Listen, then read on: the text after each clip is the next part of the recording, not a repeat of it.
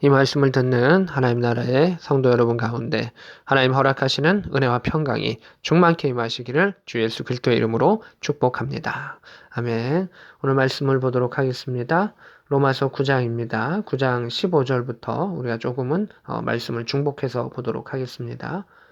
9장 15절에 보면 모세에게 이르시되 내가 긍휼히 여길 자를 긍휼히 여기고 불쌍히 여길 자를 불쌍히 여기노라 이렇게 되어 있습니다. 이 말씀의 핵심은 이제 하나님의 주권입니다.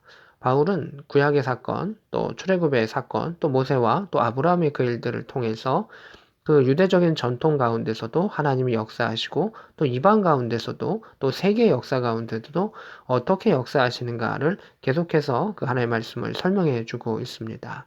이 구장의 전체적인 핵심은 하나님의 주권을 인정하는 것입니다. 긍휼히 여길 자를 긍휼히 여기고 불쌍히 여길 자를 불쌍히 여기시는 하나님의 주권입니다.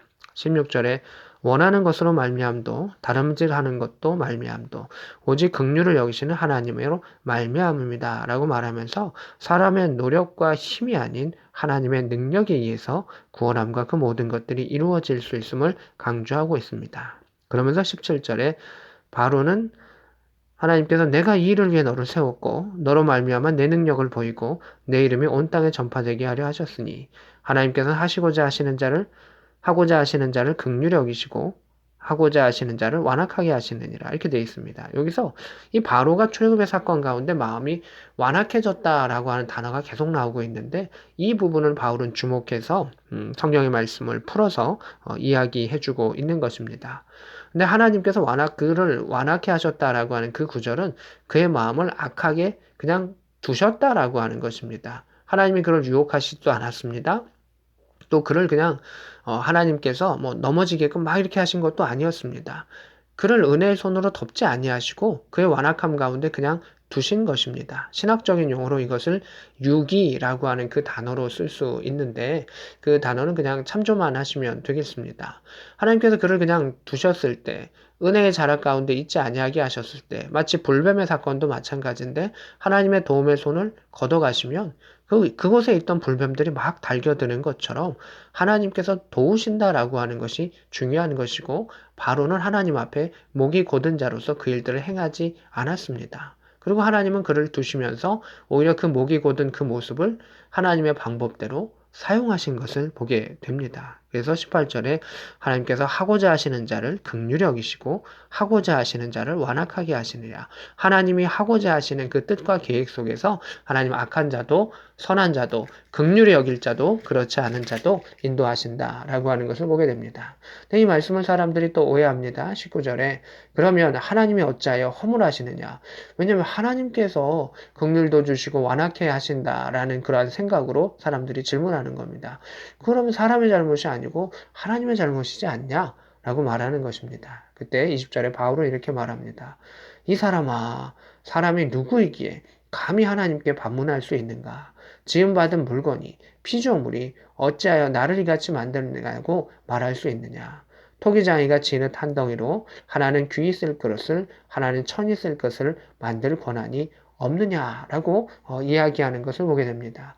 하나님께서 창조주이시기 때문에 하나님의 절대적인 주권 가운데 그 모든 것이 있음을 인정하는 것입니다. 근데 사람은 그 하나님께 절대적인 주권이 있다라고 생각하지 않습니다.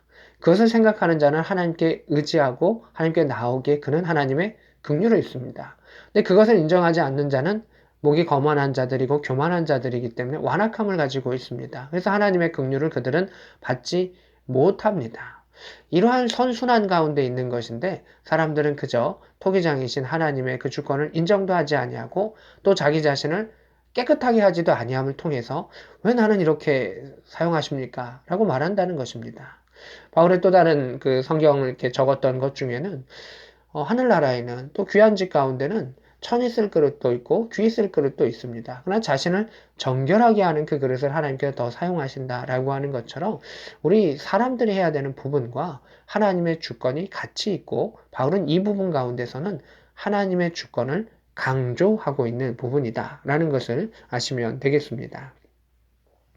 22절입니다. 하나님이 그의 진노를 보이시고 그의 능력을 알게 하고자 멸하기로 준비된 진노의 그릇을 오래 참으시고 관용하시고 하나님께서는 이 땅 가운데 반드시 멸해야 될 그 진노를 받아야 될 것들이 많이 있는데 그중 안에서도 이제 시범적으로 그것을 벌하시려고 하셨던 그 그릇 가운데서도 오래 참으신다.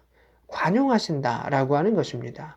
주인이 당연히 그 잘못된 그릇을 부셔야 하고 여러 개를 부셔야 하는데 그 하나의 그릇조차도 주인은 오래 참으신다. 이것이 하나님이시다라고 하는 것을 바울은 말하고 있습니다. 그래서 진노가 임하는 잘못된 그릇조차도 하나님의 오래 참음의 긍휼 가운데 있는 것을 이야기합니다. 그래서 하나님의 그런 오래 참으심의 그 성품, 그것도 바울은 오늘도 이렇게 표현하고 있습니다. 우리 가운데도 마찬가지죠. 우리가 참 부족하고 연약하지만 하나님 우리가 잘못했습니다. 하나님 우리 부족합니다. 라고 고백하는 그들에게 하나님께서는 긍휼히 여겨주시고 은혜로 덮어주시고 죄사함으로 덮어주시는 것을 보게 됩니다. 그게 하나님의 섭리입니다. 그리고 하나님은 그것을 주권 가운데 이끌어 가십니다.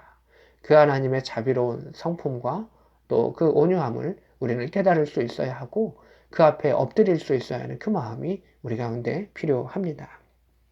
25절에 내가 내 백성이 아닌 자를 내 백성이라 사랑하지 아니한 자를 사랑한 자라 부리라 이렇게 말하고 있습니다. 하나님께서는 하나님 백성으로 나오지 아니했던 자들조차도 사랑합니다라고 고백하지 아니했던 자들조차도 부르신다라고 하는 것입니다.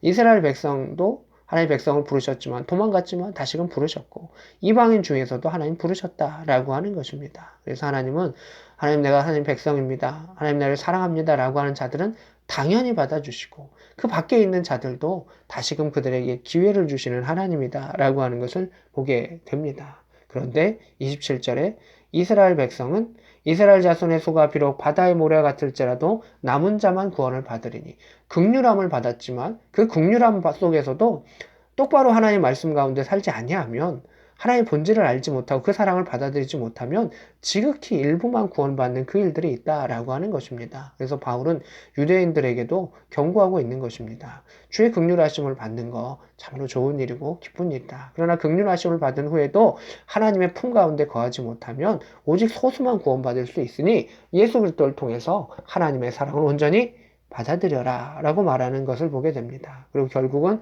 그 사랑을 받아들인 이가 누굽니까? 이방인들이었다라고 하는 것입니다. 그것이 30절에 의를 따르지 아니한 이방인들이 의를 얻었으니 곧 믿음에서 난 의다. 처음에는 긍휼하심을 못 받은 것 같았지만 결국 모든 사람을 향한 하나님의 사랑 가운데 예수 그리스도의 사랑 가운데 이방인들이 그 의를 받아들였습니다.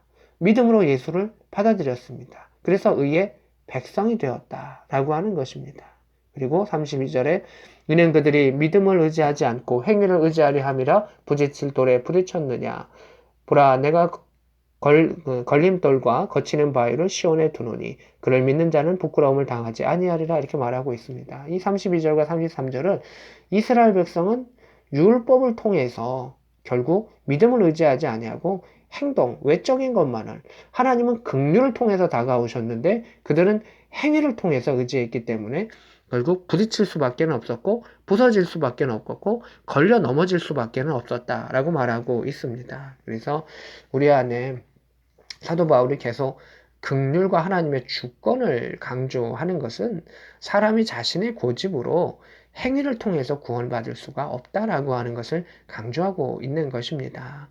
연약하지만 행동 가운데 넘어짐도 있지만 결국 하나님을 사랑하는 가운데 한 걸음 한 걸음 수정하면서 주님 집중해서 나오는 자가 하나님 긍휼히 여기시고 그를 붙잡아 주시기 때문에 구원의 자리에 나아갈 수 있고 마침내 영광의 자리 가운데 나을 수 있다라고 하는 것입니다.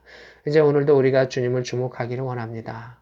주님을 사랑의 눈으로 바라보기를 원하고 또 우리의 허물의 사함을 얻고 죄의 가리움을 받게 하셨던 그 주님의 은혜를 바라보면서 주께 엎드렸을 때 주께서 우리에게 내가 너를 사랑한다 라고 하는 그 음성을 들으시며 또 그 사랑 가운데 주님의 고난과 또 십자가의 놀라운 사랑을 더욱더 진하게 느낄 수 있는 고난주간의 삶이 되기를 원합니다. 하나님께서 우리를 사용하여 주실 것이고 인도하여 주실 것입니다. 나의 능력과 나의 힘이 아닌 오직 그리스도의 능력으로서 그 일들을 이루어 주실 것입니다. 오늘도 말씀을 통해서 주를 바라보고 주의 사랑을 느낄 수 있는 복된 저와 여러분 될 수 있기를 우리 구주 예수 그리스도의 이름으로 축복합니다.